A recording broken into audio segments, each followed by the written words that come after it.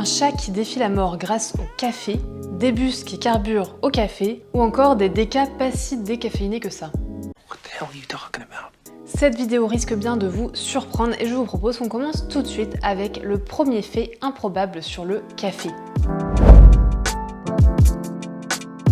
Le Japon est connu pour ses onsen, qui sont en fait des sources d'eau chaude naturelles dans lesquelles on va se baigner. La plupart du temps, les maillots de bain sont interdits, oui, mais je rassure les plus pudiques d'entre vous, il existe quand même des onsen où il faut mettre un maillot de bain, et le onsen de Yunesen en fait partie. Désolée pour la prononciation, je suis pas sûre. Et ce dernier a la particularité de proposer des bains plutôt originaux. Vous pouvez ainsi vous baigner dans du thé vert, du vin ou encore du café. Bon, alors ici, évidemment, c'est le café qui nous intéresse. Alors pourquoi on irait se baigner dans du café ? Alors déjà, ça peut être sympa, c'est rigolo, c'est original, mais également ça aurait des vertus pour la peau, et puis accessoirement, ça aiderait contre la fatigue. Mais enfin, du coup, pour ça, je sais pas s'il y a besoin d'aller jusqu'à se baigner dans du café. Pourquoi pas ? En tout cas, maintenant, vous savez que c'est possible. Je vous présente Krempouf, je ne sais pas comment ça se prononce. Ce petit chat est né en 1967 et il est mort en 2005. Il a vécu donc 38 ans et 3 jours précisément, ce qui lui a valu le titre de chat le plus vieux du monde dans le livre Guinness des records. Et donc si on parle de ce chat aujourd'hui, c'est parce qu'il avait un régime alimentaire plutôt particulier. Donc il habitait à Austin au Texas et son maître a probablement voulu lui faire profiter d'un bon petit déjeuner américain tous les matins en lui donnant des œufs, du bacon, donc du bacon de dinde pour être précise, et des brocolis. Et du coup pour accompagner ce bon petit déjeuner, évidemment, il lui fallait une tasse de café. Donc voilà, le chat qui a vécu le plus longtemps, qu'on connaisse en tout cas, buvait du café.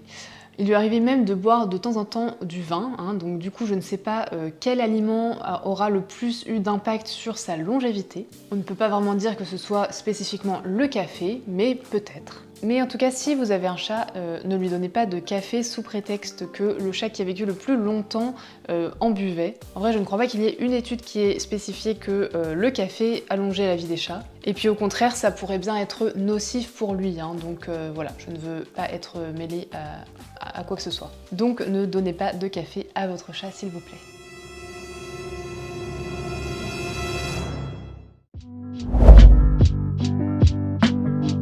Si vous carburez au café, vous pouvez participer à créer du biocarburant. Cela fait plusieurs années déjà que des recherches sont effectuées sur le café et donc plus particulièrement sur l'extraction des huiles qui sont encore contenues dans le marc de café.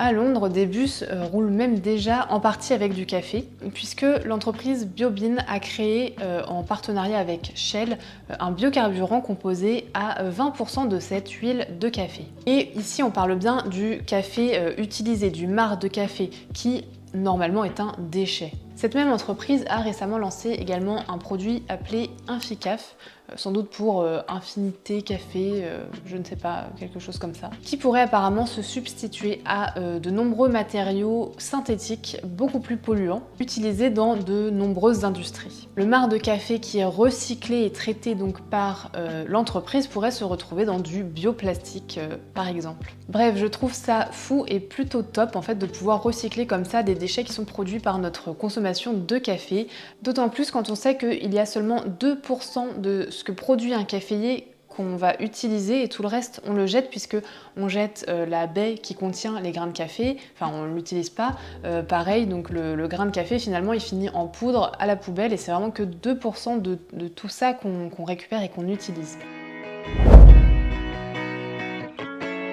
Le café est arrivé en Turquie au XVIe siècle et cette boisson a rapidement connu un très grand succès auprès de la population. Tout le monde se réunissait dans des cafés autour de cette boisson, mais ça n'a pas plu longtemps aux muftis et aux oulémas, alors vraiment désolée pour les prononciations, je ne sais pas du tout comment ça se prononce, qui sont d'une part la plus haute autorité religieuse et d'autre part des gardiens de la tradition musulmane, qui voyaient en fait les cafés se remplir au détriment des mosquées, et donc ils ont fait tout simplement interdire le café. Finalement, suite à des contestations, le café a été réautorisé, les cafés aussi, les lieux également avant d'être re-interdits, enfin voilà, il y a eu tout plein de divergences, de désaccords autour du café. Mais finalement, le café a été adopté par tout le monde quelques temps plus tard. Au XVIIe siècle, le café était donc une boisson vraiment prisée par toute la population. Et c'était vraiment quelque chose d'important dans la vie de tous les jours, surtout pour les femmes dans les harems qui pouvaient parfois trouver le temps long. Et donc, prendre un café, c'était vraiment une activité à part entière. Et donc, pour vous montrer à quel point le café était important à l'époque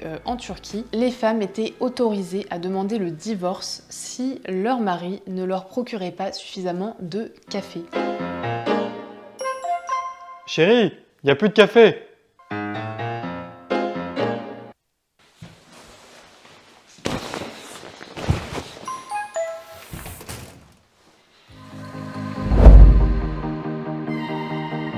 Alors, je ne suis pas grande consommatrice de décaféiné.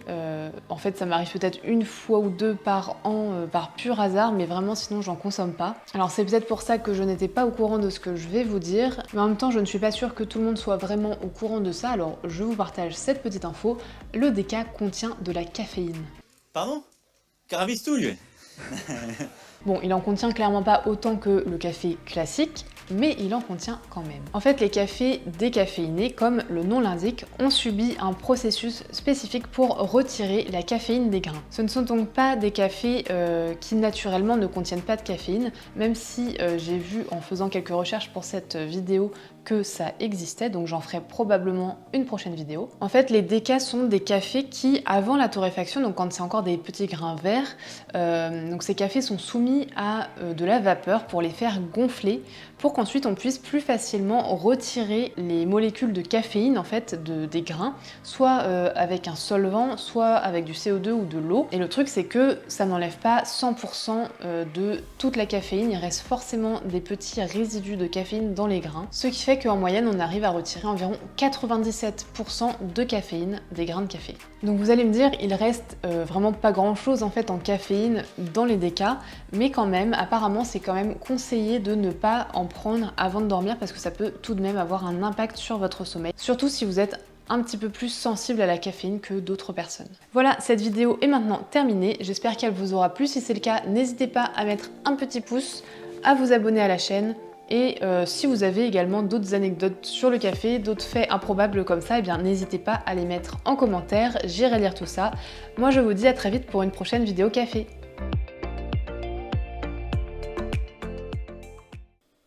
Des décas. Ou encore des décas pas si défacéinés. Ou encore des décas passés... Aïe. Bon, finalement, suite à des contestations, le café a... Bon, finalement, suite à des contestations... Ah, c'est pas possible. D'autant plus quand on sait que... Oh, mais je vais pas y arriver. Donc en fait, les décaféinés sont des cafés qui, avant la torréfaction, donc quand les grains sont encore verts, passent par une étape de gonflement. Mais...